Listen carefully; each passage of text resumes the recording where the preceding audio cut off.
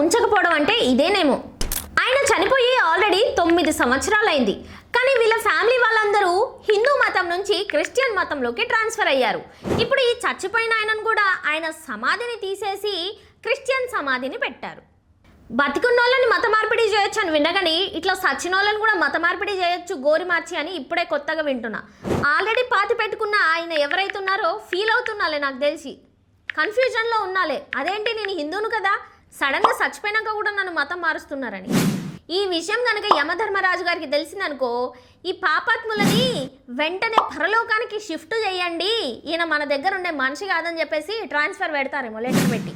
ఇంకా నయ్యం గోరు ఒకటే తీసి మార్చినారు, లోపల అస్థి పంజరాలను కూడా తీసి మార్చి మళ్ళీ బాక్స్లో పెట్టి ప్రేయర్ కనుక చేయలేదు. అయినా వీళ్ళు మతాలే మారుస్తారనుకున్నా కానీ సమాధులు కూడా మారుస్తారని నాకు ఇప్పుడే అర్థమవుతుంది. నాకు అర్థం కాని విషయం ఏంటంటే, బతికున్న మనుషుల్ని మత మార్పిడి చేస్తే కనీసం వాళ్ళ దగ్గర నుంచి దశమ భాగమైన వస్తుంది. ఇప్పుడు సచిన శవాన్ని మత మార్పిడి చేస్తే శవం దశమ భాగం ఇస్తుందంటారా? అయినా బతుకున్న వాళ్ళకే కాదు, చచ్చిపోయిన వాళ్ళకి కూడా మనశ్శాంతి లేకుండా పోతుంది. మీరేమంటారో కామెంట్ చేయండి.